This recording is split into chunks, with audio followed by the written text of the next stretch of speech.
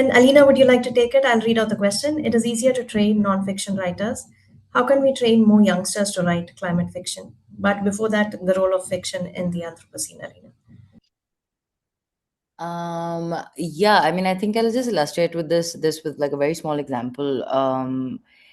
I'm actually sort of in like a forest right now. I mean, which is partly why my Wi-Fi is so patchy, and I've sort of disconnected from the grid for the last 1 week, and I've just been staying here, so on and so forth.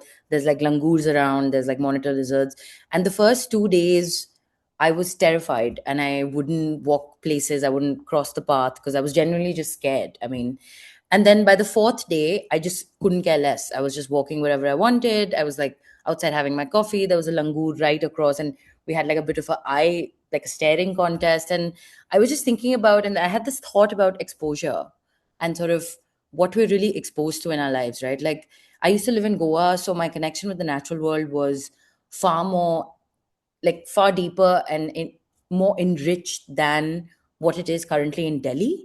And that's just the nature of most cities world over. I wouldn't even blame just Indian cities, although they are significantly worse in many aspects. And I was just thinking along these lines of how something feels so terrifying because you're just not in contact with it. And the more I sort of the body gets trained to be in contact with it, the easier it becomes to observe it, actually. And I feel like for a writer, the sort of nucleus of what we do is observation more than anything else. So, I mean, I don't know, I'm kind of answering both questions at the same time, but I feel like um the worlds we inhabit and sort of the things or the moments or the shifts in time that we choose to observe inform our writing. And I feel like everybody who writes climate fiction, I don't like using labels, which is why I did that. But anybody who writes climate fiction or anybody who writes fiction will inevitably write about the Anthropocene. You cannot escape it. If you are sensitive, if you are intuitive as a writer, you will be tuned into the natural world, which is why we see many great works that aren't climate fiction, but the Anthropocene is central to their preoccupation, right? Like, it's not either or. We exist because of that and vice versa.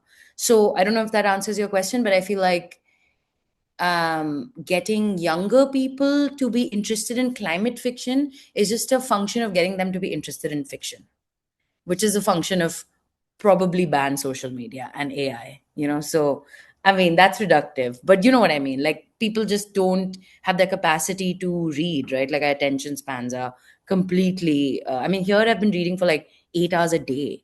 And whereas in a city, I simply can't. So I think it's that more than anything else. I feel like the demarcation of the process of writing and the natural world and the world that we inhabit is actually a bit of a disservice to both.